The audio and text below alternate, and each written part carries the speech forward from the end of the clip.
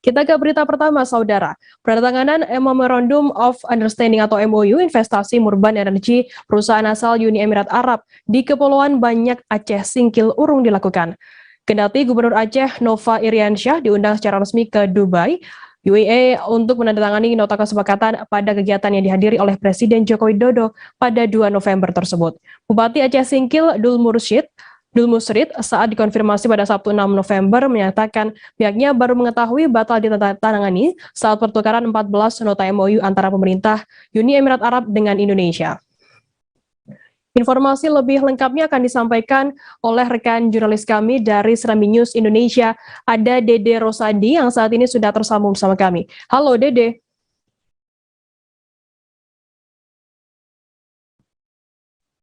Halo, selamat siang. Dede, bisa Anda jelaskan bagaimana reaksi masyarakat dan pemerintah Kabupaten Aceh Singkil sendiri terkait batalnya penandatanganan MOU rencana investasi ini? Reaksi pertama dari masyarakat Aceh Singkil, termasuk Bupati Aceh Singkil, beberapa anggota DPR Kabupaten Aceh Singkil yang saya coba tanya, mereka rata-rata sangat kecewa dengan batalnya penandatanganan MOU itu. Namun ada juga yang merasa optimis bahwa itu hanya penundaan saja karena ada beberapa poin mungkin yang belum disepakati, sehingga sebagian masyarakat ada yang masih merasa yakin bahwa investasi itu akan dilaksanakan. Dede, lantas apa penyebab penandatanganan MOU ini batal dilakukan? Bisa Anda jelaskan terkait hal ini? Sejauh ini informasi secara resmi belum diketahui apa penyebabnya, namun beberapa sumber yang saya tanya bahwa kemungkinan besar karena masih ada beberapa poin dari kesepakatan di MOU itu yang belum ada kata sepakat gitu. Salah satunya yang tadi saya tanya anggota DPRK Kabupaten Aceh Singkil, kemungkinan mengenai permintaan tax holiday atau pengurangan pajak. Mungkin itu salah satunya yang belum ada kata sepakat antara pihak investor dengan pemerintah Indonesia. Lantas, Dede, Murban Energy rencananya investasi di sektor apa saja di Kabupaten Aceh Singkil sendiri? Kalau rencananya yang saya ketahui, mereka akan investasi dengan membangun resort-resort mewah, kemudian perhotelan, dan sarana prasarana pendukung lainnya. Intinya yang saya dapat bahwa mereka akan menjadikan Kepulauan Banyak ini seperti Maldives keduanya. Baik, Tribuners, jurnalis kami tadi juga sudah menghimpun keterangan dari Ketua Komisi 1 Dewan Perwakilan Rakyat Kabupaten Aceh Singkil dan berikut liputannya untuk Anda. Jadi paling tidak kita harus memang tahu dulu poin-poin apa yang menyebabkan itu tidak terjadinya kesepakatan dan tidak ditundanya penandatanganan MOU itu. Baru ya kita siapkanlah, kita lebih bersiap diri terkait dengan kesepahaman antara kedua belah pihak, antara pihak investasi, pihak investor dengan pemerintah. Ada beberapa poin mungkin yang memang pihak investasi, pihak Murban sendiri yang meminta keringanan dan itu harus memang banyak aspek yang harus dipertimbangkan terkait dengan negara kita sendiri. Kalau harapannya? Harapan kita selaku DPRK Aceh Singkil sangat mendukung ini agar terus kita berupaya memasukkan investasi ke daerah ini. Paling tidak ini bisa jadi evaluasi kita untuk lebih bersiap, mempersiapkan segala sesuatunya untuk menyambut investasi yang akan datang, baik itu Murban, mungkin ada yang lain lagi yang akan nantinya tertarik dan berinvest di Kabupaten Aceh Singkil. Kita beralih ke informasi selanjutnya, Saudara. Bocah laki-laki yang berusia 13 tahun berinisial AK menjadi korban asusila pelaku berinisial AP yang berusia 17 tahun. Tindakan asusila yang dilakukan oleh AP terhadap korban AK terungkap setelah orang tua korban melihat tubuh anaknya yang merah-merah. Lantaran merah-merah, orang tua korban bertanya hingga korban mengungkapkan apa yang sudah dilakukan oleh pelaku AP kepadanya. Informasi lebih lengkapnya akan disampaikan oleh rekan jurnalis kami dari Tribun Sumsel. Ada Muhammad Ardiansyah yang saat ini sudah tersambung sama kami. Halo Ardi. Halo Firda. Ardi, bisa Anda jelaskan bagaimana untuk modus yang digunakan pelaku sendiri agar korban ini mau menuruti kehendaknya? Oke, baik, Firda. Modus yang digunakan si pelaku ini untuk melakukan tindakannya dengan mengajak korban menonton tari India. Nah, saat menonton tari India, beberapa saat setelah menonton tari India, baru si pelaku ini mengajak korban ke sebuah gubuk yang tidak jauh dari lokasi tempat pertunjukan tari India. Nah, disitulah pelaku ini mengajak korban untuk melakukan tindak asusila, di mana si pelaku ini bertindak sebagai perempuan, begitu, Firda. Lantas apa pekerjaan dari pelaku sendiri dan alasan ia melakukan tindakan asusila tersebut? Bisa Anda gambarkan secara detail begitu? Baik, Firda. Jadi si pelaku ini merupakan pelaku tari India itu sendiri, Firda. Jadi mereka ini, si pelaku masuk dalam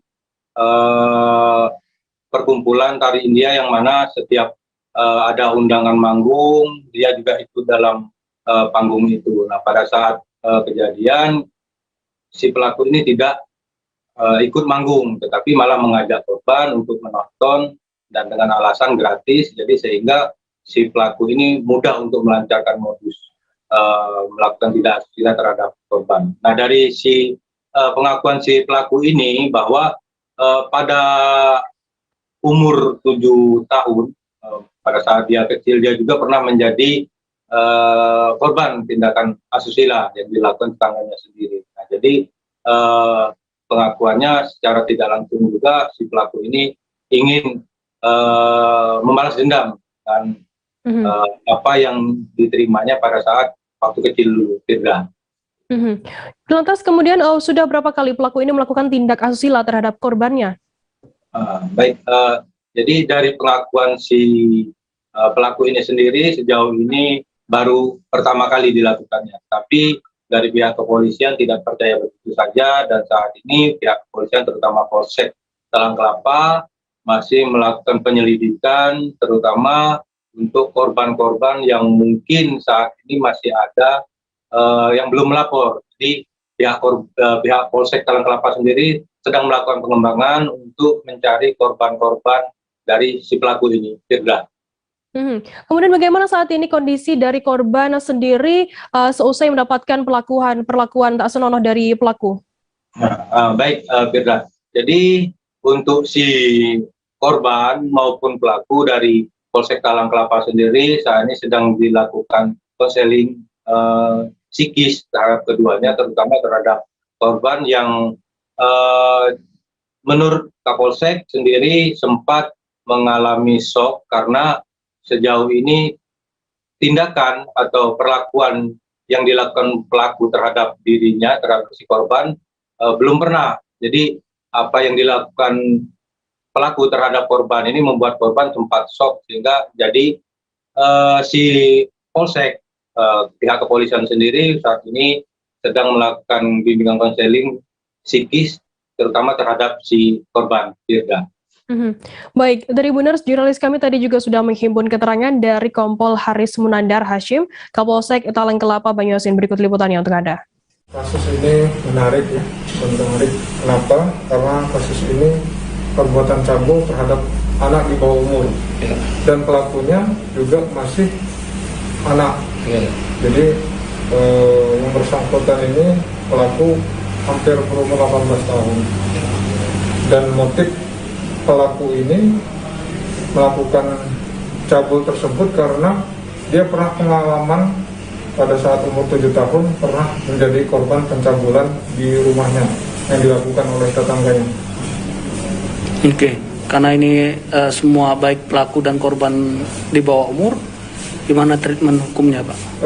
Karena ini pelakunya adalah bisa kita katakan anak-anak atau anak di bawah umur, tentunya dari proses penyidikan kita harus didampingi dari Bapas. Ini dari Bapas Palembang mendampingi karena sesuai yang diatur dengan undang-undang. Kita beralih ke Bali, saudara. Warga mengeluhkan tumpukan sampah di seputaran Jalan Jepun 1, Semarapura atau tepatnya di sisi selatan Pasar Galiran, Kelungkung, Bali pada Minggu 7 November. Padahal Dinas Lingkungan Hidup dan Pertanahan telah memasang peringatan untuk tidak membuang sampah di lokasi tersebut. Selain bau yang ditimbulkan sangat mengganggu, hal itu juga membuat suasana pasar terbesar di Kelungkung itu semakin kumuh. Informasi lebih lengkapnya akan disampaikan oleh rekan jurnalis kami dari Tribun Bali. Ada Eka Mita yang saat ini sudah tersambung bersama kami. Halo Eka. Ya, sudah. Ya. Eka, bisa Anda jelaskan bagaimana permasalahan sampah di Pasar Galiran sendiri yang menjadi atensi khusus oleh Bupati Kelungkung Inyoman Suwirta? Jadi awalnya peristiwa dari tumpukan sampah ini dikeluhkan oleh masyarakat, terutama oleh para pengunjung pasar, yang mana sampah ini dianggap sudah sangat mengganggu karena berminggu-minggu tidak diangkut. Padahal memang di lokasi itu memang tidak diperkenankan untuk membuang sampah. Dinas dari Lingkungan Hidup dan Pertanahan sendiri sudah memasang pengumuman khusus di lokasi itu agar masyarakat tidak membuang sampah di lokasi tersebut. Selain menimbulkan bau yang kurang sedap, sampah-sampah tersebut juga membuat keindahan dari pasar ini semakin terganggu atau membuat pasar kian kumuh. Hal ini pun dapat atensi dari Bupati Kelungkung Inyoman Suwirta karena memang dalam beberapa tahun terakhir pemerintah Kabupaten Kelungkung memang tengah aktif untuk melakukan penanggulangan masalah sampah, mulai dari menyiapkan jadwal pembuangan sampah ataupun melakukan himbauan ke masyarakat untuk dapat memilah sampahnya dari rumah. Demikian. Eka, kemudian apa saja yang disorot oleh Bupati Suwirta sendiri dalam permasalahan sampah tersebut? Jadi ada beberapa hal yang disorot oleh Bupati Suwirta dalam untuk mengatasi masalah sampah tersebut. Misalnya tadi Bupati mendapatkan laporan jika sampah-sampah tersebut ternyata dibuang secara diam-diam oleh masyarakat yang tinggal di sekitar Pasar Galiran Kelungkung. Padahal pemerintah Kabupaten Kelungkung sudah berkali-kali menghimbau agar masyarakat membuang sampah pada tempatnya atau di depan rumah masing-masing dan akan diangkut sesuai dengan jadwal yang telah ditentukan, termasuk juga melakukan pemilahan dari rumah. Selain itu, Bupati Kelungkung Inyoman Suwirta juga dibuat geram, terlebih di tumpukan sampah itu terdapat limbah medis ya, dalam beberapa ditemukan seperti botol infus bekas, demikian yang dianggap tentu sangat berbahaya bagi lingkungan. Demikian. Eka, kemudian bagaimana untuk solusi dari pemerintah sendiri terkait permasalahan sampah yang sudah meresahkan masyarakat di sana? Tadi untuk mengatasi masalah ini, tadi Bupati Kelungkung Inyoman Suwirta sudah memerintahkan instansi terkait untuk memasang CCTV di lokasi tersebut, dan jika kedapatan ada masyarakat yang masih membuang sampah di lokasi itu, rencananya akan langsung ditipiring, akan dibawa ke pengadilan untuk melakukan tindak pidana ringan. Demikian halnya atensi khusus juga dilakukan tadi terhadap para pedagang bawang di sekitar Pasar Galiran Kelungkung karena limbah-limbah dari bawang ini juga dibuang lokasi tersebut, padahal limbah ini tidak dapat diolah. Demikian.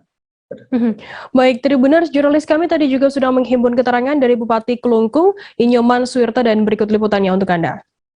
Ini ya contoh-contoh ya, sampah ini merupakan hasil kerja dari warga kita, masyarakat kita yang tidak taat ya dan tidak sadar tentang arti penting kesehatan dan kebersihan. Ya, saya selaku Bupati dan Kades, bagaimana lagi caranya saya menyadarkan mereka. Jadi ini akan menjadi perhatian khusus saya. Kalau saya temukan lagi seperti ini, Pak Kades tolong dijaga. Kita pikirin aja, ya itu bawang segala macam di bawah sini. Ini yang menjadi kemarin diposting oleh para netizen ya, yang tentunya ini sangat tidak nyaman. Ya, dari informasi juga saya dapatkan bahwa sampah ini tidak hanya dari sekitar sini saja. Jadi ada orang-orang yang mempunyai usaha potong ayam dan usaha-usaha lain yang dari luar desa Tojan, dari lingkungan ini jauh-jauh membuang sampah ke tempat ini.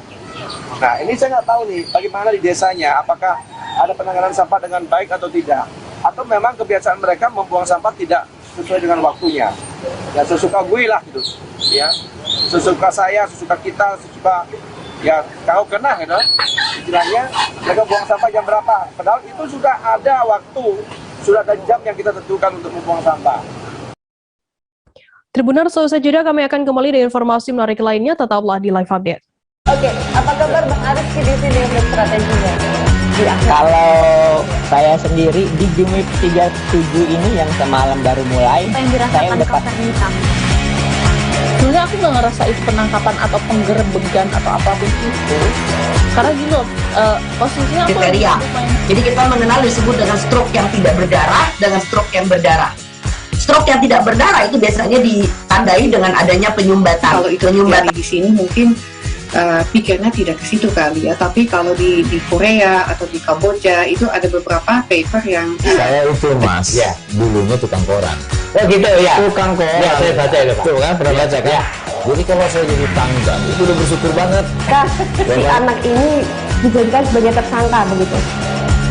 Ya, kalau ini kita bicara yang di luar kasus Sibolombo ya. Dikenal dengan nama hujan shower, di mana terdapat batas jelas antara daerah hujan dan tidak hujan yang biasanya terjadi pada fase awal mature stage atau tahap Berbahaya dewasa. itu Kang. Jadi mulai artinya terjadinya perlembekan. Nah itu untuk penetrasi akan sulit gitu ya. Dok, saya ini Menurut saya memang tidak mudah, bukan urusan tanah diambil. Kalau misalnya Amerika Serikat sekarang, Rasulullah mengatakan dalam sebuah hadis bahwa berpuasa di 6 hari Syawal itu.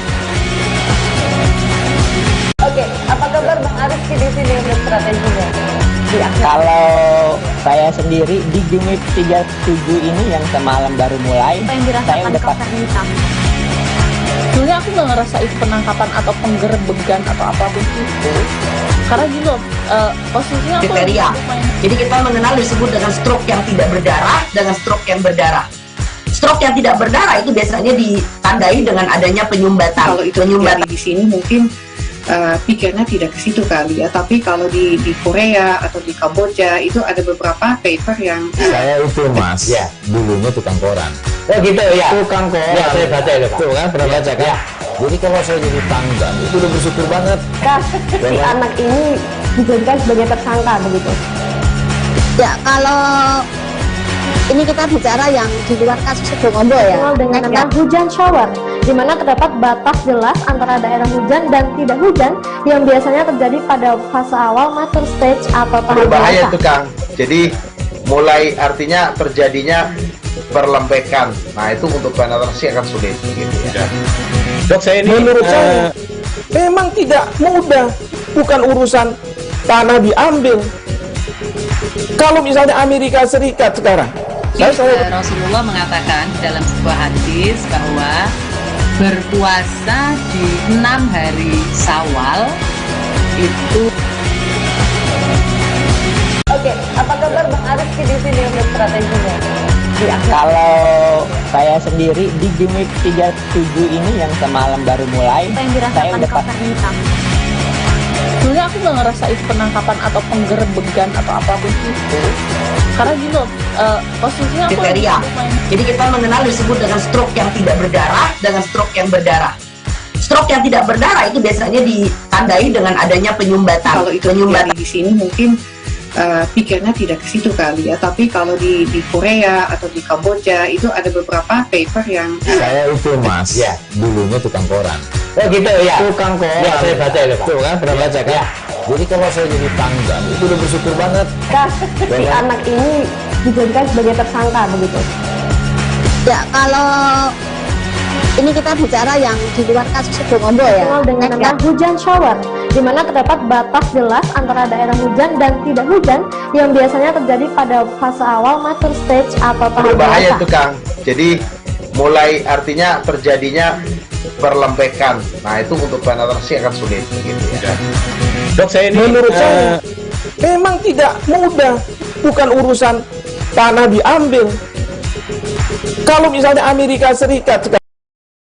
Terima kasih Anda masih bersama kami di Live Update. Kita beralih ke informasi selanjutnya, Saudara.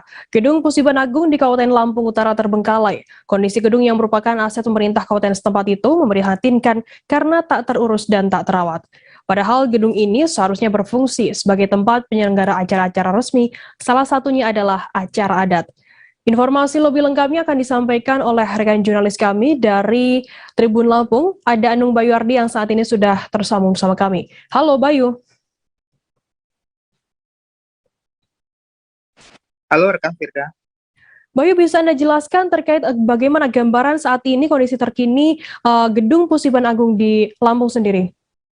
Ya, rekan Firda, bisa dijelaskan Gedung Pusiban Agung ini terletak di Jalan Eksiko Siomi, Kota Bumi, Lampung Utara. Gedung ini terlihat sangat miris keadaannya karena beberapa bagian plafonnya terlihat sudah tidak ada, kemudian beberapa tiangnya juga terlihat sudah runtuh ataupun temboknya semen di temboknya hancur, sedangkan untuk beberapa bagiannya rumput sudah tumbuh di beberapa bagian tempatnya, rekan Firda. Bayu, lantas kemudian Gedung Pusiban Agung ini biasanya berfungsi sebagai apa? Apa alasan gedung ini seolah-olah mangkrak dan sudah tidak terawat lagi? Ya, rekan Firda, gedung ini biasanya dipakai untuk kegiatan pemerintah Kabupaten Lampung Utara seperti kegiatan acara adat, kegiatan peresmian, ataupun sebagainya.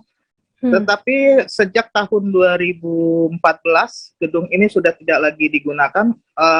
Saya kurang tahu alasannya, mungkin disebabkan karena perbaikannya terlalu lama sehingga pemerintah tidak bisa memfungsikan kembali gedung tersebut. Demikian rekan Firda. Bayu, apakah saat ini sudah ada respon begitu dari pihak-pihak terkait mengenai kondisi gedung tersebut yang seolah-olah tak terawat dan juga sudah tidak terpakai lagi? Ya, rekan Firda, bisa dijelaskan beberapa bulan yang lalu Asisten 1 Pemkab Lampung Utara juga sudah meninjau gedung ini. Gedung ini bisa diaktifkan kembali menurutnya untuk kegiatan-kegiatan pemerintah kabupaten setempat. Karena apabila tidak difungsikan akan rusak seperti yang terlihat saat ini, rekan Firda. Baik, terima kasih rekan jurnalis dari Tribun Lampung, Anung Bayardi atas laporan Anda. Selamat bertugas kembali. Kita beralih ke informasi selanjutnya, Saudara. Dandim 0906 Kutai Kartanegara KKR Letkol Infanteri Charles Aling menerima penghargaan juara 1 Lomba Pembinaan Teritorial Binter yang dilaksanakan oleh TNI AD tahun 2021.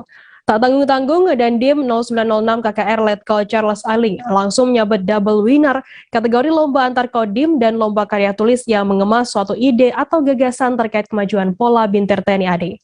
Untuk mengetahui informasi lebih lengkapnya sudah bergabung bersama kami wartawan dari Tribun Kaltim, ada Aris John yang akan memberikan informasi lengkapnya untuk Anda Tribuners. Halo Aris. Halo Firda. Aris, bisa Anda jelaskan, bisa Anda gambarkan bagaimana tanggapan atau mungkin respon dari Dandim Kukar sendiri dengan penghargaan tersebut? Ya, Kodim 0906 Kutai Kartanegara di Kodam 6 Mulawarman berhasil meraih langsung 2 piala juara 1 lomba bina teritorial yang diadakan oleh TNI AD, di mana Dandim 0906 Kutai Kartanegara sendiri, Letkol Infanteri Charles Aling menerima penghargaan 2 kategori yang dilombakan. Pertama, lomba terkait lomba antar kodim, kemudian lomba karya tulis tentang gagasan atau ide teritorial di lingkungan TNI AD, seperti itu. Lantas sudah berapa kali ya Dandim sendiri mendapatkan juara? Apakah memang ini kali pertama mendapatkan double winner? Ya, kalau untuk double winner ini yang kali pertama disabet oleh Kodim 0906 Kutai Kartanegara. Tak hanya itu, double winner sendiri ini merupakan satu-satunya atau pertama kali diperoleh oleh salah satu kodim selama adanya lomba bina teritorial atau binter yang dilaksanakan di level TNI AD sendiri. Untuk raihannya sendiri, Kodim 0906 Kutai Kartanegara sudah sebelumnya pernah menerima juga sama ini sebanyak 3 kali, di mana raihan pertama diraih pada tahun 2003 itu dalam kategori lomba tipe B. Sementara selanjutnya berhasil meraih juara lagi di tahun 2015, dan yang ketiga saat ini menerima lagi langsung 2 piala juara 1 double winner, dan ini pertama kali Kodim di level TNI AD menerima juara 2 kali sekaligus. Kemudian selain Kodim Cooker, apakah ada Kodim lain yang juga ikut mendapatkan double winner pada lomba kali ini? Untuk raihan juara ada beberapa Kodim, namun hanya Kodim 0906 Kutai Kartanegara saja yang mendapat 2 kategori piala juara 1 di lomba Binter tahun 2021 ini. Baik, terima kasih rekan jurnalis dari Tribun Kaltim Aris Joni atas laporan Anda. Selamat bertugas kembali. Kita beralih ke informasi selanjutnya, Saudara. Kepala Dinas Pemuda Olahraga dan Pariwisata Kabupaten Kayong Utara, Tafsirani, telah mengimbau masyarakat untuk yang mengunjungi objek wisata guna mengedepankan protokol kesehatan. Tasfirani menyampaikan dari awal terjadinya pandemi COVID-19 yang masuk ke wilayah negara Indonesia, khususnya di Kabupaten Kayong Utara sendiri, telah dilakukan sosialisasi dan imbauan tentang penerapan prokes hingga saat ini.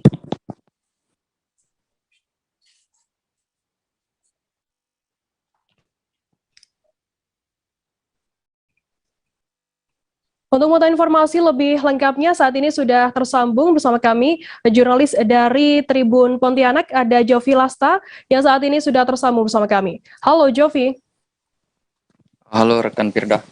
Jovi, bisa Anda jelaskan bagaimana saat ini aktivitas di objek wisata Kabupaten Kayong Utara Pantai Pulau Datok itu?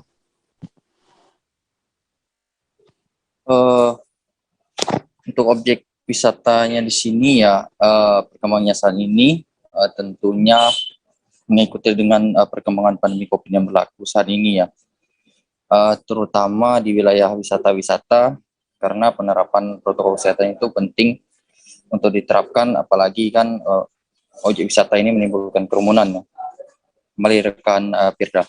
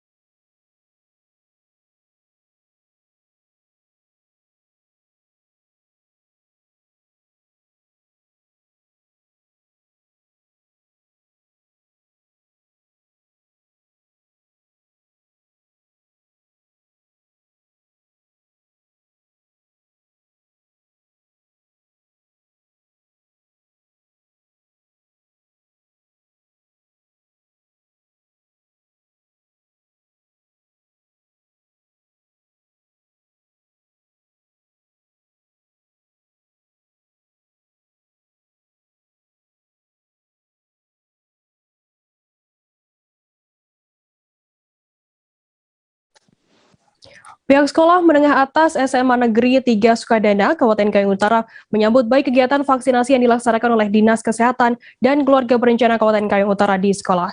Pada kesempatan tersebut, Kepala SMA Negeri 3 Sukadana Al-Mustahar melalui Waka SMA Negeri 3 Sukadana, Ardi Kusnadi menyampaikan bahwa menyambut baik kegiatan vaksinasi bagi pelajar tersebut. Informasi lebih lengkapnya akan disampaikan oleh rekan jurnalis kami dari Tribun Pontianak. Ada Jovi Lasta yang saat ini sudah tersambung bersama kami. Halo Jovi.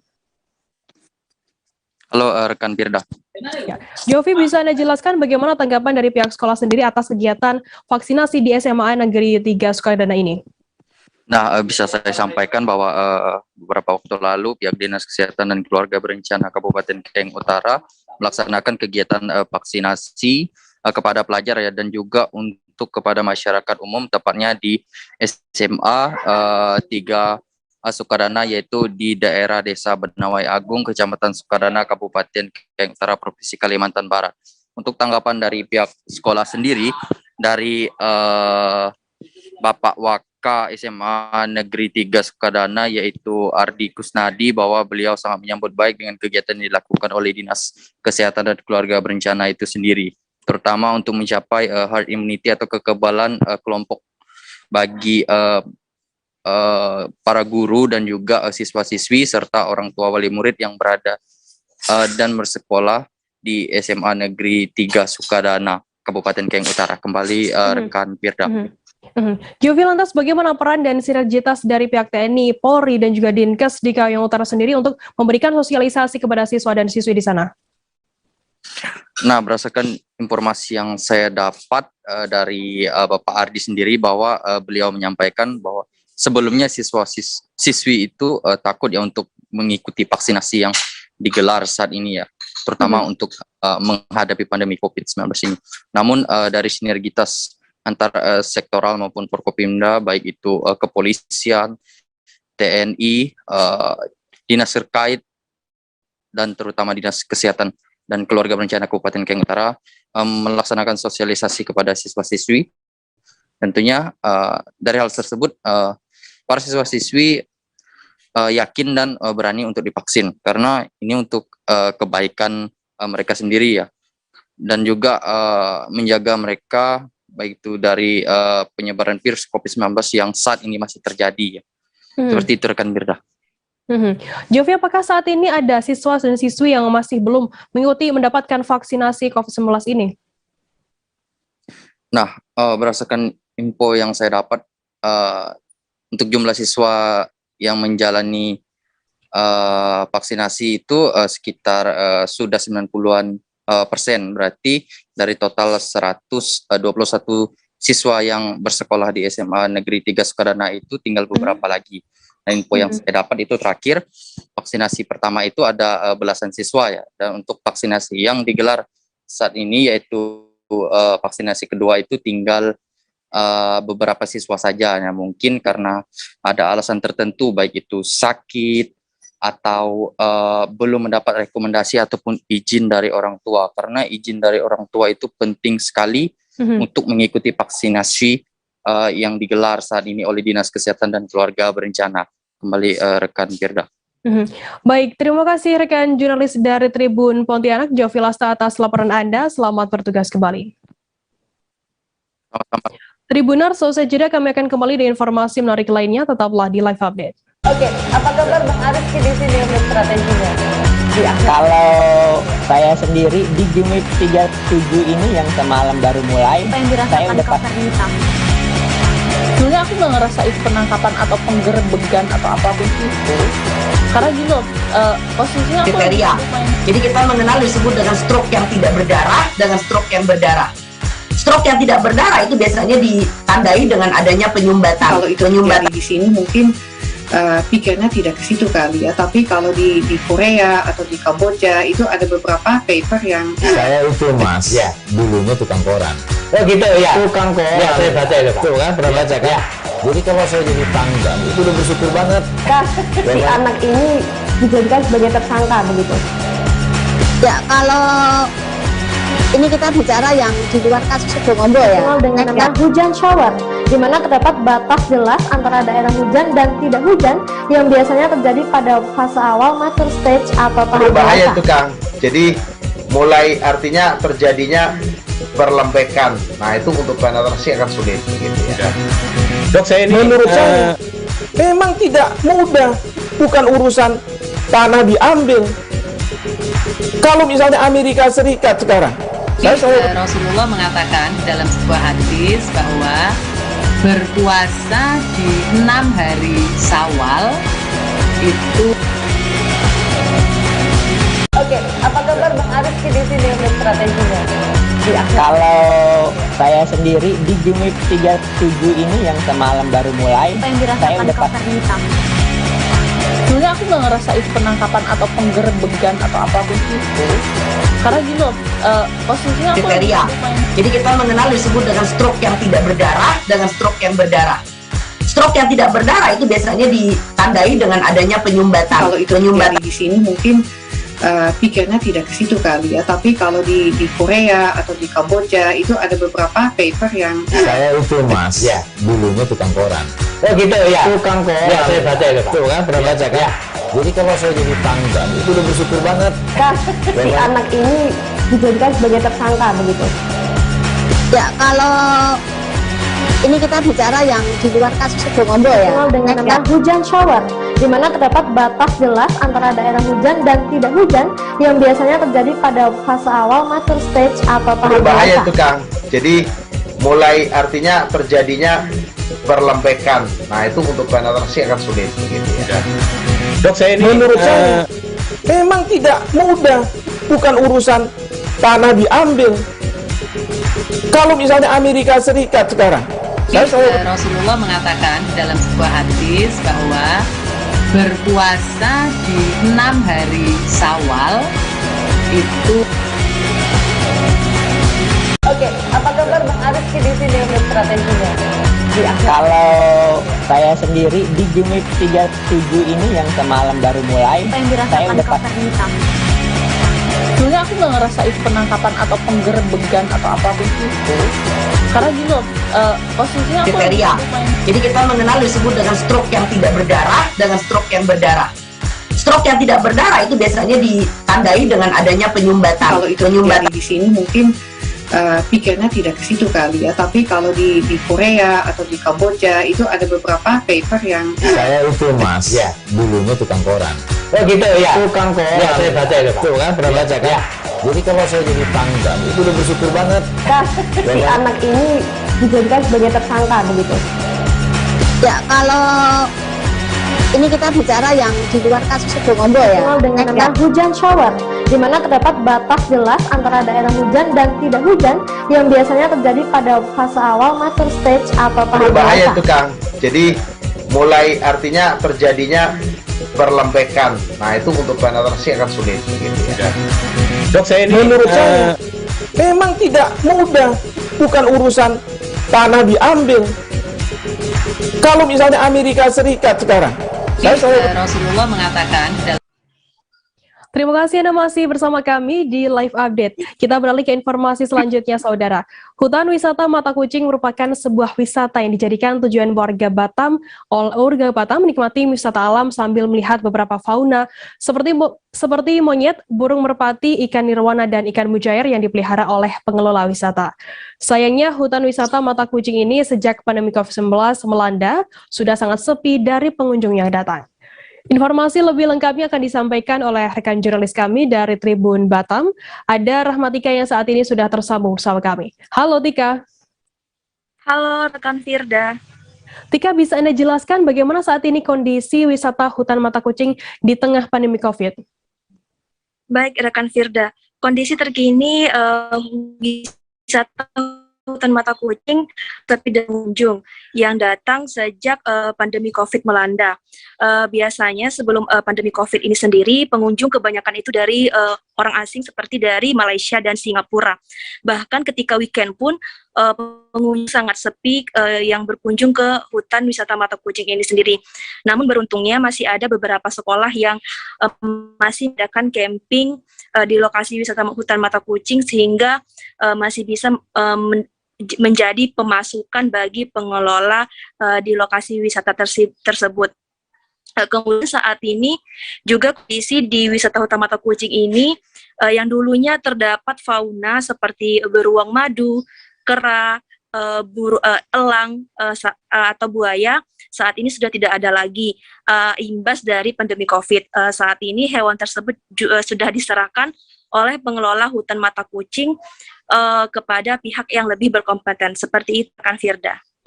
Tika, apa yang menjadi yang paling diminati oleh pengunjung di sana di Hutan Wisata Mata Kucing sendiri? Baik rekan Firda, yang paling dicari atau yang paling diminati sendiri oleh pengunjung di lokasi Hutan Mata Kucing sendiri ini adalah kolam renangnya, di mana kolam renangnya ini sumbernya itu dari mata air sehingga jernih. Jadi untuk pengunjung yang mandi di lokasi wisata tidak perlu takut airnya terminum, karena memang tidak akan berpengaruh bagi kesehatan lambung pengunjung itu sendiri. Kemudian selain itu menjadi daya tarik dari wisata Hutan Mata Kucing ini sendiri, yang di mana lokasi ini terletak di sekitar hutan yang luasnya itu sekitar 193 hektar yang memiliki kolam ikan nirwana, yang mana ikan arwana ini panjangnya mencapai sekitar 21 cm, itu cukup panjang, yang dikelola sendiri oleh pemilik dari Hutan Wisata Mata Kucing ini. Kemudian di lokasi wisata Hutan Mata Kucing ini juga cocok sekali sebagai lokasi untuk mengedukasi anak-anak atau pelajar. Kemudian juga cocok sebagai lokasi untuk mengadakan camping bersama keluarga. Seperti itu rekan Firda. Tika, mungkin bisa Anda informasikan terkait jam operasional, kemudian berapa tarif masuk untuk mengunjungi wisata Hutan Mata Kucing sendiri, dan lokasi tepatnya ini ada di mana? Nah, untuk mengunjungi lokasi Hutan Mata Kucing ini, untuk tarif biaya masuk itu sangat terjangkau sekali. Untuk dewasa itu sekitar 15.000 dan untuk anak hanya 10.000. Lokasinya ini tidak jauh dari Kecamatan Batuaji.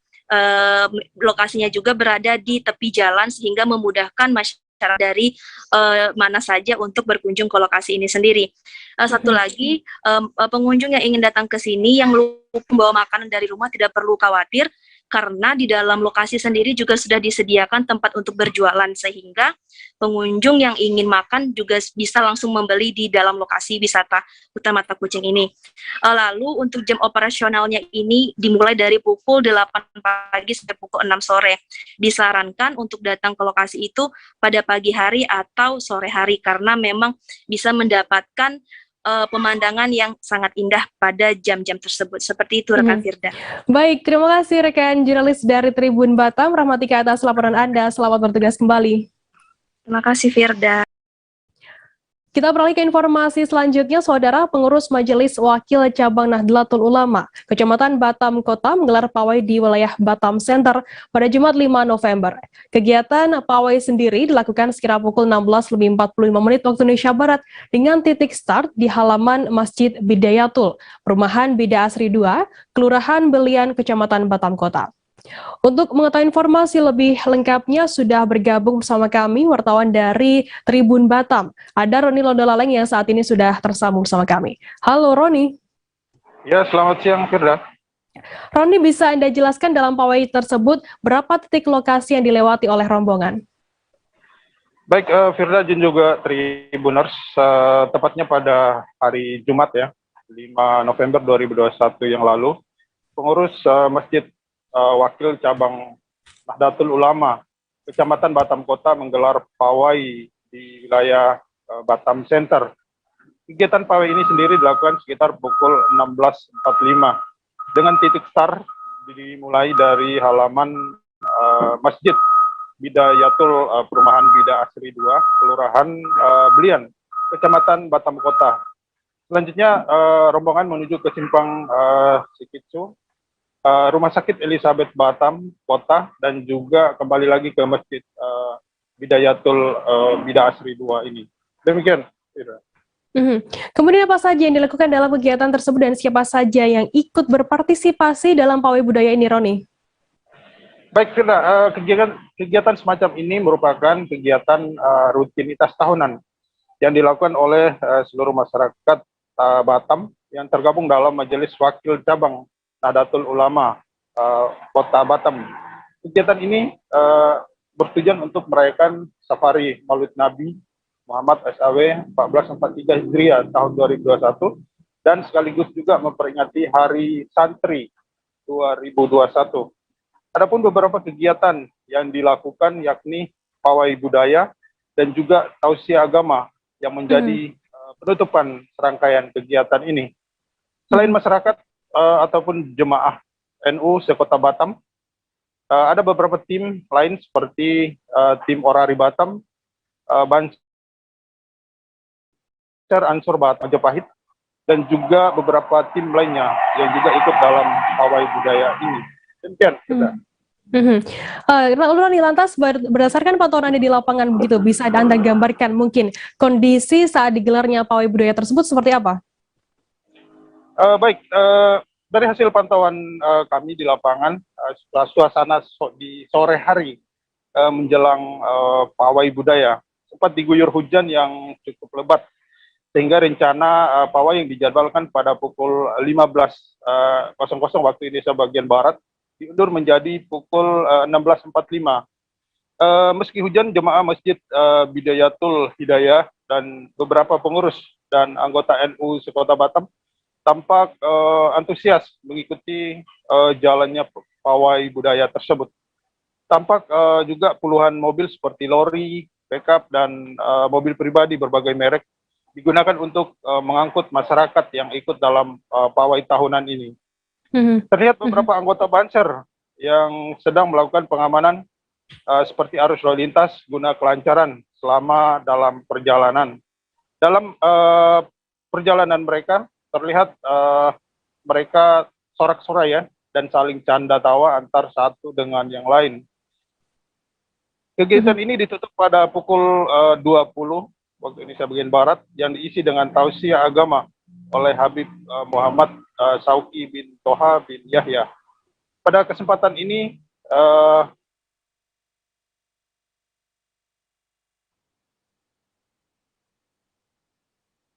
halo rekan Roni. Halo. Ya, silakan dilanjutkan Roni.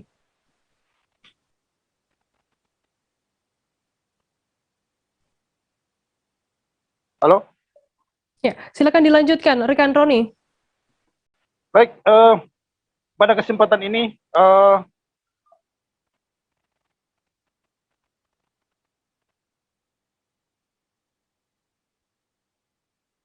demikian yang bisa saya laporkan dari Batam. Oke, baik, terima kasih rekan jurnalis dari Tribun Batam, Ronil Dalaleng atas laporan Anda. Selamat bertugas kembali. Kita beralih ke informasi selanjutnya, Saudara. Menyambut peringatan Hari Pahlawan 2021, mahasiswa Fakultas Ekonomi dan Bisnis Universitas Halu Oleo atau FEB HUHO menggelar panggung kreasi.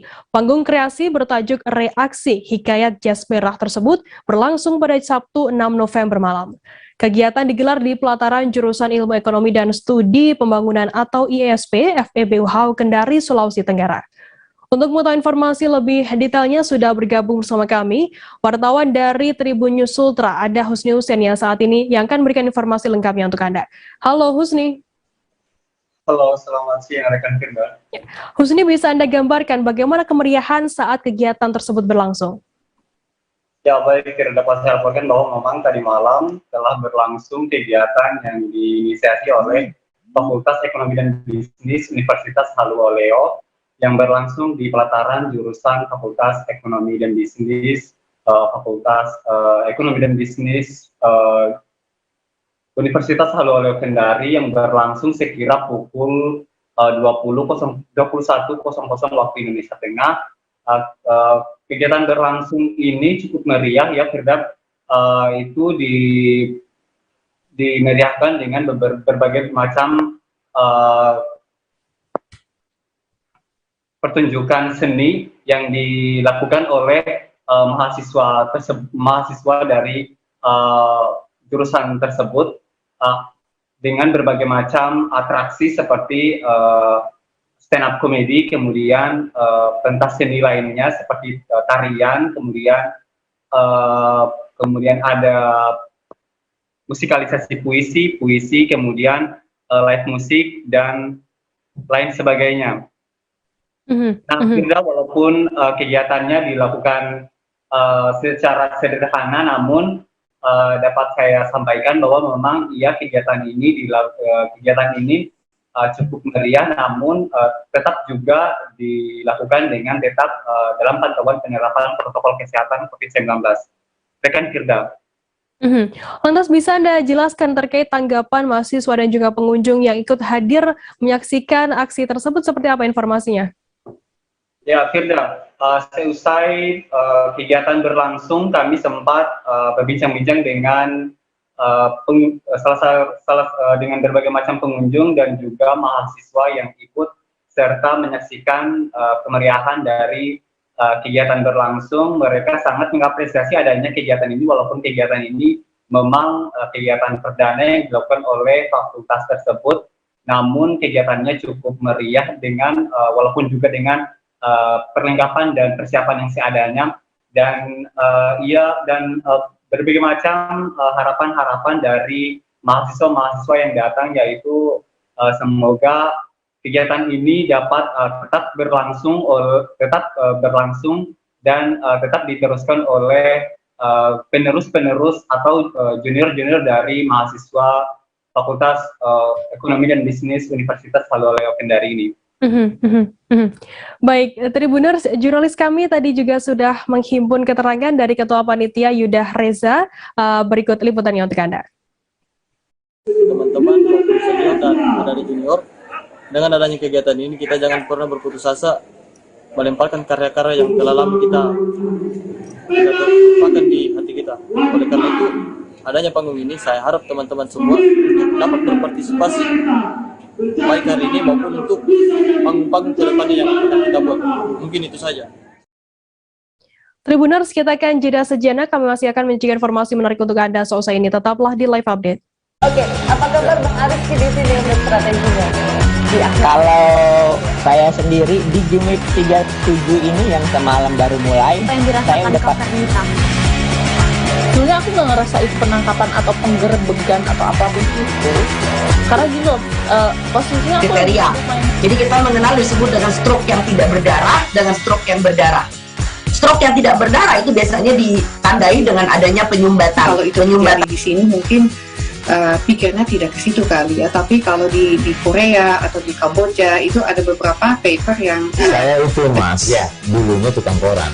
Oh gitu ya, tukang koran. Ya saya baca itu Pak. Tuh kan pernah baca kan? Ya. Jadi kalau saya jadi tanggal itu udah bersyukur banget. Si anak ini dijadikan sebagai tersangka begitu. Ya, kalau ini kita bicara yang di luar kasus Situbondo ya, dengan nama hujan shower, di mana terdapat batas jelas antara daerah hujan dan tidak hujan yang biasanya terjadi pada fase awal master stage atau tahap berbahaya itu Kang. Jadi mulai artinya terjadinya perlembekan. Nah itu untuk penetrasi akan sulit gitu ya. Dok, saya ini menurut saya memang tidak mudah, bukan urusan tanah diambil. Kalau misalnya Amerika Serikat sekarang, Rasulullah mengatakan dalam sebuah hadis bahwa berpuasa di 6 hari Syawal itu. Oke, apa kabar Bang Arif di sini untuk strateginya? Kalau saya sendiri di Gimik 37 ini yang semalam baru mulai, saya udah sebenarnya aku nggak ngerasa itu penangkapan atau penggerebegan atau apapun itu, karena gini loh, posisinya kriteria. Jadi kita mengenal disebut dengan stroke yang tidak berdarah dengan stroke yang berdarah. Stroke yang tidak berdarah itu biasanya ditandai dengan adanya penyumbatan. Kalau itu terjadi di sini mungkin pikirnya tidak ke situ kali ya, tapi kalau di Korea atau di Kamboja itu ada beberapa paper yang saya itu Mas, ya dulunya tukang koran. Oh gitu ya, tukang koran. Ya saya baca itu Pak. Tuh kan pernah baca kan? Ya. Jadi kalau saya jadi tanggal itu udah bersyukur banget. Si anak ini dijadikan sebagai tersangka begitu. Ya, kalau ini kita bicara yang di luar kasus Situbondo ya, dengan nama hujan shower, di mana terdapat batas jelas antara daerah hujan dan tidak hujan yang biasanya terjadi pada fase awal master stage atau tahap berbahaya itu Kang. Jadi mulai artinya terjadinya perlembekan. Nah itu untuk penetrasi akan sulit gitu ya. Dok, saya ini menurut saya memang tidak mudah, bukan urusan tanah diambil. Kalau misalnya Amerika Serikat sekarang, Rasulullah mengatakan dalam sebuah hadis bahwa berpuasa di 6 hari Syawal itu. Oke, apa kabar Bang Arifki di sini untuk strateginya? Ya, kalau saya sendiri di Jumit 37 ini yang semalam baru mulai, saya udah sebenarnya aku nggak ngerasa itu penangkapan atau penggerebegan atau apapun itu, karena gitu posisinya aku kriteria. Jadi kita mengenal disebut dengan stroke yang tidak berdarah dengan stroke yang berdarah. Stroke yang tidak berdarah itu biasanya ditandai dengan adanya penyumbatan. Kalau itu terjadi di sini mungkin pikirnya tidak ke situ kali ya, tapi kalau di Korea atau di Kamboja itu ada beberapa paper yang saya itu mas, ya dulunya tukang koran. Oh gitu ya, tukang koran. Ya saya baca itu pak. Tuh kan pernah baca kan? Ya. Jadi kalau saya jadi pangdam itu udah bersyukur banget. Kak, si anak ini dijadikan sebagai tersangka begitu. Ya kalau ini kita bicara yang di luar kasus Situbondo ya, dengan nama hujan shower, di mana terdapat batas jelas antara daerah hujan dan tidak hujan yang biasanya terjadi pada fase awal master stage atau tahap berbahaya itu Kang. Jadi mulai artinya terjadinya perlembekan. Nah itu untuk penetrasi akan sulit gitu ya. Dok, saya ini menurut saya memang tidak mudah, bukan urusan tanah diambil. Kalau misalnya Amerika Serikat sekarang, Rasulullah mengatakan dalam sebuah hadis bahwa berpuasa di 6 hari Syawal itu. Oke, apa kabar Bang Arifki di sini untuk strateginya? Ya, kalau saya sendiri di. Terima kasih Anda masih bersama kami di live update. Kita beralih ke informasi selanjutnya, saudara. Para pelayat memadati rumah duka korban tenggelam meninggal di genangan pasang laut di Gang Bawal Kenanga, Kelurahan Belawan Bahagia, Kecamatan Medan Belawan, Kota Medan pada Minggu 7 November. Anak dari pasangan Afrianto 28 tahun dan Ernita itu bernama Rani Afrianti berusia 1,7 tahun sebelumnya ditemukan meninggal dunia dalam genangan banjir rob pada Sabtu 6 November. Untuk mengetahui informasi lebih lengkapnya sudah bergabung bersama kami wartawan dari Tribun Medan, ada Arjuna Bakara yang akan memberikan informasi lengkapnya untuk Anda Tribuners. Halo Arjuna. Selamat siang rekan Firda. Ya, Arjuna, bisa Anda jelaskan bagaimana untuk kronologi tenggelamnya balita tersebut pada saat pasang laut terjadi? Baik rekan Firda, sesuai informasi yang kami dapatkan di lapangan, terjadinya insiden tersebut yang dengan korban jiwa seorang anak balita berusia 1,7 tahun itu terjadi saat pasang laut, dan memang pasang laut sudah kondisi pada saat pasang akan turun seperti itu rekan Firda, di mana pada saat terjadi insiden korban tinggal bersama neneknya di rumah keluarganya, sementara kedua orang tua korban sedang mencari nafkah sehari-hari. Seperti biasa memang anak ini dititipkan kepada neneknya ketika kedua orang tua korban bekerja mencari nafkah. Namun pada saat kejadian nenek korban yang bernama Erlis usia 48 tahun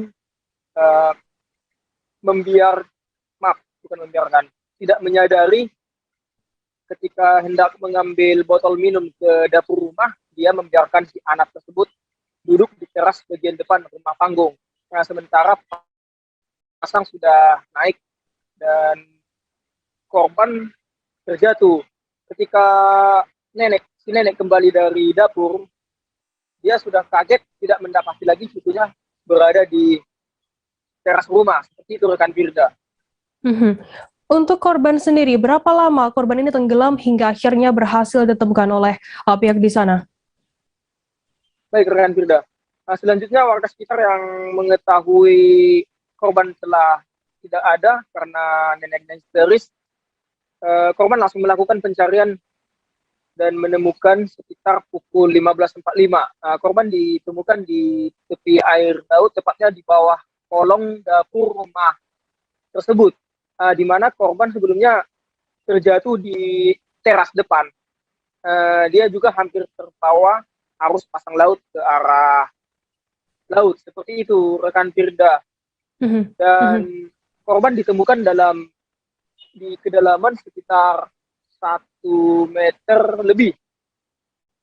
Kalau di total normalnya dari jembatan biasanya itu sudah hampir mencapai hampir 2 meter, seperti itu kan Firda. Lantas Arjuna, atas insiden ini apa langkah hukum yang diambil oleh pihak kepolisian setempat? Apakah pihak keluarga juga melaporkan atau seperti apa informasinya? Baik rekan Firda, sesuai keterangan yang kami himpun dari Kapolsek Belawan Kompol Daniel Jeffrey Nebaho, personel langsung diturunkan untuk melakukan full bucket dan pemeriksaan terhadap saksi-saksi, di mana dari tubuh korban memang tidak ditemukan tanda-tanda kekerasan seperti itu.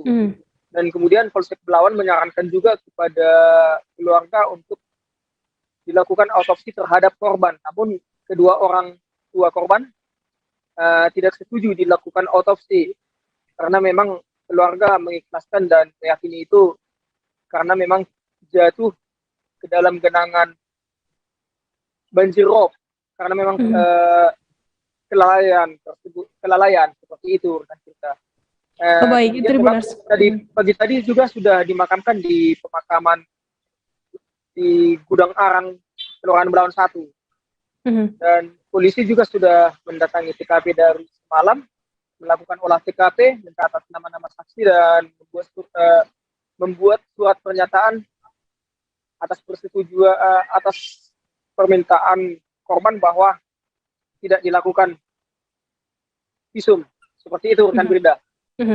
Baik, terima kasih rekan jurnalis dari Tribun Medan Arjuna Bakar atas laporan Anda. Dan tadi Tribuners Arjuna juga sudah menghimpun keterangan dari Irwansyah Kepling di 19 Lor Melati, Kelurahan Belawan 1 dan juga Lurah Belawan Bahagia Ali Mukti. Berikut liputannya untuk Anda. Setelah beberapa jam, sekitar 1,5 jam pencarian membuahkan hasil. Si korban didapatkan di kolong rumah pas di dapur. Bang, itu posisinya air lagi pasang Bang ya? Posisi air lagi pasang, sedang berjalan mau surut. Itu kira-kira Bang kalau dari jembatan ini berapa senti di atas Bang airnya? Sekitar 80 sentian gitu. Jadi antara 1 meter dengan 80 total kedalamannya. Jadi himbauan di situ memperingatkan kepada kita bahwasanya dari tanggal 2 sampai tanggal 9 itu memang pasang rob akan tinggi. Jadi dihimbau kepada warga untuk waspada, terutama listrik dan juga peralatan lainnya. Karena pasang pada saat ini memang sangat tinggi, tidak terprediksi. Yang saya ketahui sebenarnya yang meninggal itu baru ini pun kan mungkin termasuk musibah juga karena secara tidak langsung memang ada kelalaian kita juga sebagai orang tua yang menjaga. Bagi Anda warga Kota Bandar Lampung, tempat rekreasi yang satu ini bisa menjadi pilihan yang asyik bagi Anda di akhir pekan. Lokasi tersebut adalah di tempat penangkaran hewan rusa di Kompleks Universitas Lampung. Di tempat penangkaran rusa ini Anda dan keluarga, terutama anak-anak, bisa melihat sejumlah rusa yang lucu. Tribuners juga bisa membawa sayur-sayuran seperti kangkung atau dedaunan untuk memberi makan rusa-rusa tersebut. Untuk mengetahui informasi lebih lengkapnya sudah bergabung bersama kami wartawan dari Tribun Lampung, ada Endra Zulkarnain yang saat ini sudah tersambung bersama kami. Halo Endra. Halo rekan Firda, halo Tribuners, selamat siang. Endra, bisa Anda jelaskan di mana persisnya letak tempat penangkaran rusa itu di dalam Kompleks Universitas Lampung sendiri? Baik. Rekan Firda dan Tribuners sekalian, sejak 2004 Universitas Lampung memang memiliki penangkaran rusa yang letaknya persis berada di belakang Fakultas Pertanian, tepat berada di Gedung Serbaguna Universitas Lampung. Di lokasi ini sudah sejak 2004 memang ramai didatangi warga untuk melihat rusa-rusa yang ada di penangkaran di kompleks Universitas Lampung ini. Demikian rekan Firda. Untuk rusa di sana total ada berapa ekor? Bisa Anda jelaskan, Endra? Sejauh ini dari informasi yang kami dapat dari pihak Universitas Lampung sudah ada 9 ekor rusa hasil perkebunan dari rusa-rusa yang ada di penangkaran ini, rekan Firda. Endra, apakah memang diperbolehkan oleh pihak kampus sendiri untuk memberi makan rusa-rusa tersebut? Apakah memang ada mungkin aturan khusus yang diumumkan oleh pihak Unila sendiri? Kalau untuk memberi makan memang tidak ada aturan khusus. Jadi warga mengetahui ada rusa di sini memang setiap akhir pekan atau sore hari memang banyak didatangi warga. Di situ juga memang ada pedagang-pedagang sayuran seperti kangkung yang sudah menjajakan itu untuk memberi makan rusa-rusa. Ada juga warga yang membawa dari rumah untuk sengaja ke situ memberi makan rusa melalui pagar pembatas, Firda. Jadi warga tidak diperkenankan untuk masuk ke dalam area penangkaran, hanya di luar pagar pembatas. Begitu, Firda. Endra, mungkin adakah tarif khusus begitu untuk melihat secara langsung rusa-rusa di dalam kompleks Unila ini? Oke, sejauh ini tidak ada tarif khusus yang dikenakan untuk warga memberi makan rusa. Ini memang bisa dikatakan rekreasi murah meriah. Warga hanya cukup datang di situ memberi makan rusa, kemudian di situ juga ada pedagang-pedagang kuliner yang menjajakan dagangannya sembari berolahraga. Karena lokasi ini juga tidak jauh dari ada beberapa lokasi tempat berolahraga, jogging track di sini. Kemudian ada juga penangkaran rusa. Warga yang datang sengaja situ untuk memberi makan rusa, kemudian bisa menikmati kuliner yang dijajakan oleh pedagang yang ada di sekitar situ. Demikian, Firda. Baik, terima kasih rekan jurnalis dari Tribun Lampung atas laporan Anda. Selamat bertugas kembali. Selamat bertugas. Kita beralih ke informasi selanjutnya, Saudara. Selama pandemi COVID-19, pelaku usaha dan kerajinan tangan di Kabupaten Malinau banyak bergantung pada cara pemasaran yang lebih kekinian. Di antaranya dengan mengandalkan platform media sosial untuk promosi dan penjualan produk secara daring. Metode tersebut dinilai efektif agar kelangsungan usaha dapat berjalan dengan baik, utamanya selama pemberlakuan PPKM di Malinau sendiri. Informasi lebih lengkapnya akan disampaikan oleh rekan jurnalis kami dari Tribun Kaltara. Ada Muhammad Supri yang saat ini sudah tersambung bersama kami. Halo Supri. Halo rekan Firda. Ya, Supri, bisa Anda jelaskan bagaimana cara pelaku usaha dan pengrajin lokal di Malinau sendiri untuk bertahan selama pandemi COVID ini? Baik, untuk saat ini Firda, sudah hampir 2 tahun di Kabupaten Malinau dilanda pandemi COVID-19, dan sejak awal-awal akhir tahun 2020 lalu pelaku usaha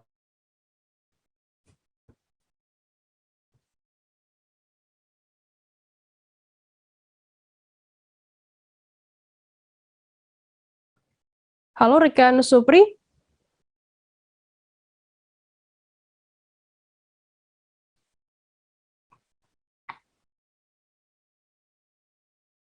Halo rekan Supri, bisa mendengar kami dari studio?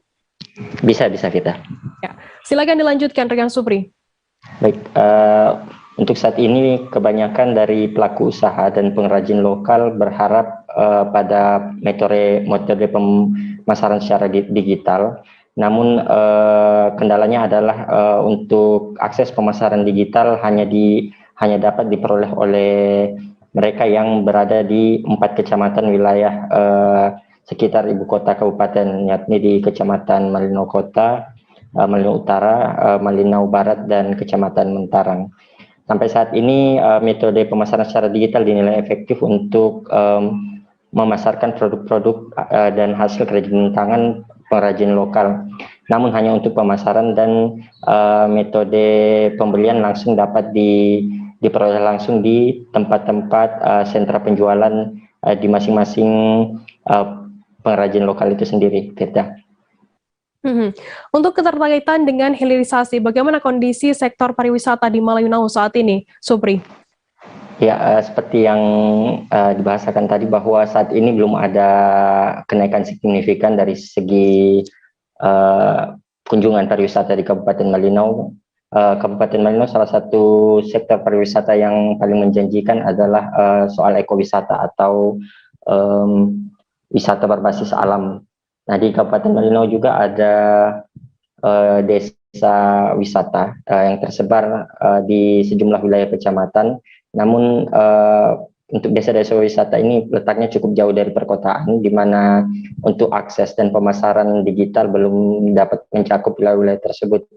Namun untuk laporan dari Kepala Dinas Pariwisata, saat ini belum ada lonjakan kenaikan tingkat wisatawan asing maupun lokal. Untuk lokal ada beberapa yang menjadi sorotan, yakni salah satunya adalah di tempat wisata di Setulang. Untuk pemasaran produk-produk atau pengrajin hasil dari kerajinan tangan produk lokal, untuk wilayah ini masih mengandalkan metode konvensional, di mana hal ini yang terus akan digenjot berdasarkan tingkat kenaikan kunjungan pariwisata di Kabupaten Malinau yang diprediksi pada tahun depan akan mulai membaik, Firda. Untuk pengrajin lokal meminta agar sentra pemasaran dibentuk, seperti apa bentuk dan juga metodenya, Supri? Kemarin kami sempat mewawancarai beberapa dari pengrajin lokal, khususnya yang memasarkan produk-produk souvenir. Mereka mengharap ada sentra pemasaran di mana nantinya akan sentra pemasaran tersebut seperti pasar dibuka tiap akhir pekan, yang nantinya menjadi salah satu destinasi pilihan bagi pengunjung untuk memperoleh buah tangan atau kerajinan tangan dari pengrajin lokal. Untuk saat ini metode pemasaran secara tersentra atau terpusat di satu titik belum dapat diterapkan, karena saat ini Kabupaten Malinau masih menerapkan kriteria PPKM level 3. Namun kabarnya wacana tersebut akan ditindaklanjuti pada tahun 2022 mendatang, Firda. Baik, terima kasih rekan jurnalis dari Tribun Kaltara Muhammad Supri atas laporan Anda. Selamat bertugas kembali. Tribuners, kita akan jeda sejenak, tetaplah di live update. Oke, apa kabar Bang Ariski di sini untuk strateginya? Kalau saya sendiri di Game Week 37 ini yang semalam baru mulai, saya udah pasti. Sebenarnya aku nggak ngerasa itu penangkapan atau penggerebegan atau apapun itu, karena gini loh, posisinya aku kriteria. Jadi kita mengenal disebut dengan stroke yang tidak berdarah dengan stroke yang berdarah. Stroke yang tidak berdarah itu biasanya ditandai dengan adanya penyumbatan. Kalau itu terjadi di sini mungkin pikirnya tidak ke situ kali ya, tapi kalau di Korea atau di Kamboja itu ada beberapa paper yang saya itu mas ya dulunya tukang koran. Oh gitu ya, tukang koran ya, saya baca ya Pak. Tuh kan pernah baca kan ya. Jadi kalau saya jadi pangdam itu udah bersyukur banget. Si anak ini dijadikan sebagai tersangka begitu ya. Kalau ini kita bicara yang di luar kasus Situbondo ya, dengan nama hujan shower, di mana terdapat batas jelas antara daerah hujan dan tidak hujan yang biasanya terjadi pada fase awal mature stage atau tahap bahaya itu Kang. Jadi mulai artinya terjadinya perlembekan. Nah itu untuk penetrasi akan sulit gitu ya. Dok, saya ini menurut saya memang tidak mudah, bukan urusan tanah diambil. Kalau misalnya Amerika Serikat sekarang, Rasulullah mengatakan dalam sebuah hadis bahwa berpuasa di 6 hari Syawal itu. Oke, apa kabar Bang Ariski di sini untuk strateginya? Kalau saya sendiri di Game Week 37 ini yang semalam baru mulai, saya udah pasti. Sebenarnya aku nggak ngerasa itu penangkapan atau penggerebegan atau apapun itu, karena gini loh, posisinya aku kriteria. Jadi kita mengenal disebut dengan stroke yang tidak berdarah dengan stroke yang berdarah. Stroke yang tidak berdarah itu biasanya ditandai dengan adanya penyumbatan. Kalau itu terjadi di sini mungkin pikirnya tidak ke situ kali ya, tapi kalau di Korea atau di Kamboja itu ada beberapa paper yang saya itu mas ya dulunya tukang koran. Oh gitu ya. Tukang koran. Ya saya baca itu Pak. Tuh kan pernah baca kan? Jadi kalau saya jadi tanggal itu udah bersyukur banget. Si anak ini dijadikan sebagai tersangka begitu.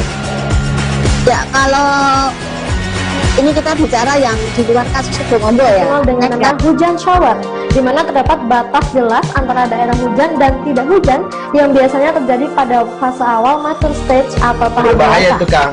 Jadi mulai artinya terjadinya perlembekan. Nah itu untuk penetrasi akan sulit begitu ya. Dok, saya ini menurut saya memang tidak mudah, bukan urusan tanah diambil. Kalau misalnya Amerika Serikat sekarang, Rasulullah mengatakan dalam sebuah hadis bahwa berpuasa di 6 hari Syawal itu. Oke, apa kabar Bang Arief di sini untuk strateginya? Ya, kalau saya sendiri di Game Week 37 ini yang semalam baru mulai, saya udah Sebenarnya aku nggak ngerasa itu penangkapan atau penggerebegan atau apapun itu, karena gini loh, posisinya aku kriteria. Jadi kita mengenal disebut dengan stroke yang tidak berdarah dengan stroke yang berdarah. Stroke yang tidak berdarah itu biasanya ditandai dengan adanya penyumbatan. Kalau itu terjadi di sini mungkin pikirnya tidak ke situ kali ya, tapi kalau di Korea atau di Kamboja itu ada beberapa paper yang saya itu Mas, ya dulunya tukang koran. oh gitu ya. Tukang koran. Ya saya baca itu Pak. Tuh kan pernah baca kan? Jadi kalau saya jadi tanggal itu udah bersyukur banget. Si anak ini dijadikan sebagai tersangka begitu. Ya kalau ini kita bicara yang di luar kasus Situbondo ya. Dengan nama hujan shower, di mana terdapat batas jelas antara daerah hujan. Terima kasih Anda masih bersama kami di live update. Kita beralih ke informasi selanjutnya, Saudara. Usai memberikan coaching klinik di lapangan sepak bola Universitas Patimura, rombongan KNVB bersama Mark Klok dan Ardi Idrus langsung menggelar jumpa pers di Cafe 27 kawasan Lapangan Merdeka, Kota Ambon pada Sabtu 6 November sore. Klok mengakui sangat bangga melihat kedekatan antara Belanda dan Indonesia dalam hal sepak bola terutama di Kota Ambon. Informasi lebih lengkapnya akan disampaikan oleh rekan jurnalis kami dari Tribun Ambon. Ada Dedi Aziz yang saat ini sudah tersambung sama kami. Halo Dedi. Iya, halo rekan Firda. Ya, Dedi bisa Anda jelaskan apa tujuan kedatangan Mark Klok sendiri dan Ardi Idrus ke Kota Ambon? Baik, terima kasih rekan Firda dan Tribuners. Ya, memang kemarin sempat Kota Ambon kedatangan salah satu pemain naturalisasi milik timnas Indonesia, yakni Mark Klok bersama pemain Persib Bandung, yakni Ardi Idrus. Kedatangan keduanya bertujuan untuk memberikan coaching klinik kepada sekitar 48 siswa atau pemain bola usia 12 tahun yang akan menghadapi Piala Suratin Cup U12 dalam pertengahan November nanti. Begitu. Selain itu juga kegiatan tersebut merupakan kegiatan dari Federasi Sepak Bola Belanda (KNVB) yang terus menggelar kerjasama, terus menjalin kerjasama dengan negara-negara yang memiliki basis fans supporter timnas Belanda di seluruh dunia. Seperti itu, rekan Firda.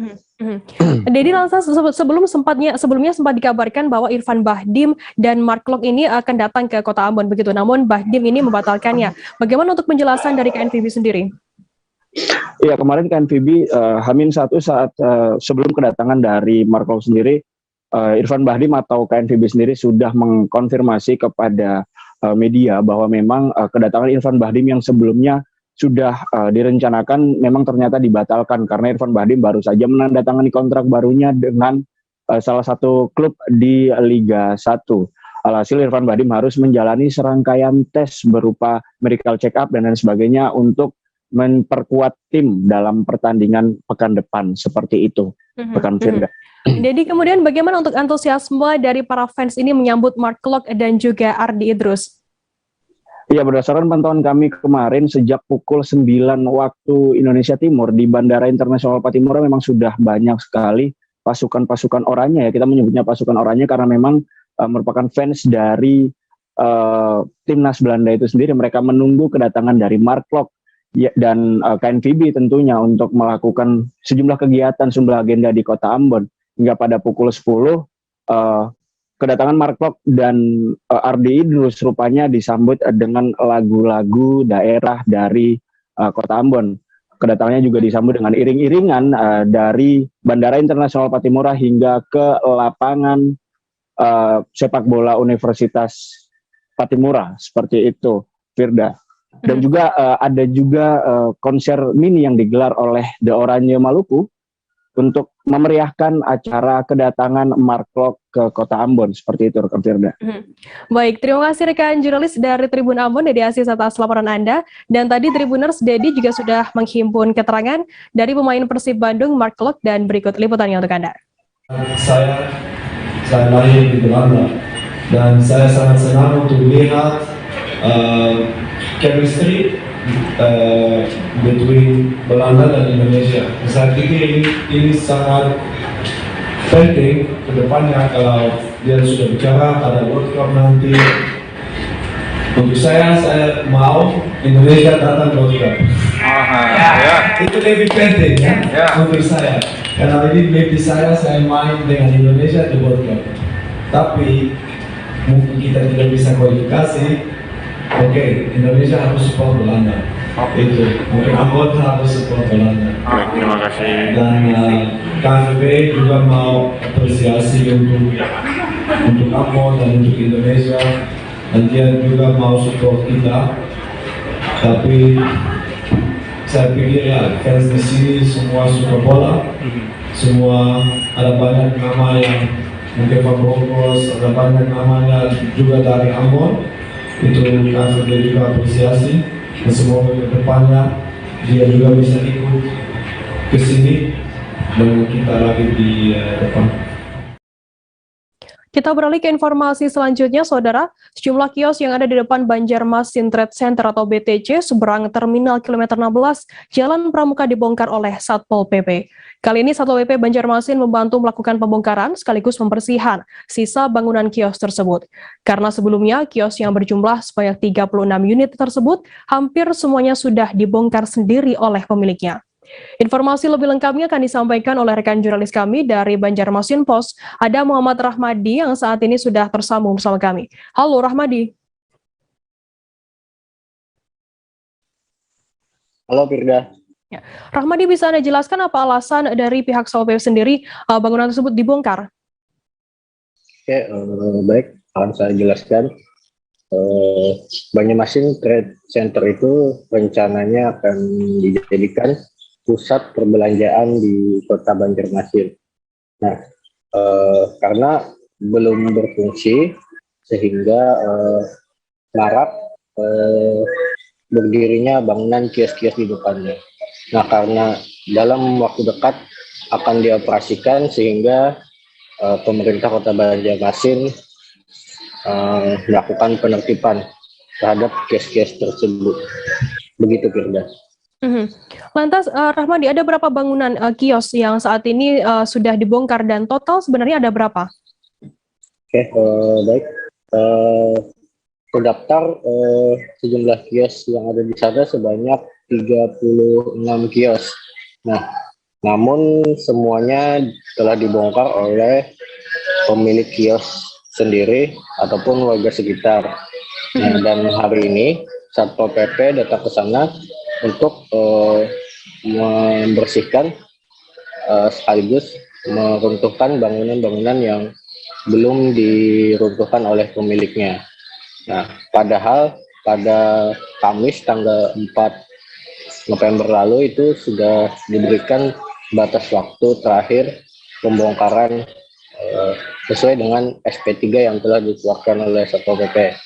Namun warga di sana meminta perpanjangan waktu hingga hari kemarin, dan itu semua diakomodir oleh Satpol PP dan puncaknya hari ini telah dibersihkan semuanya. Begitu, Firda.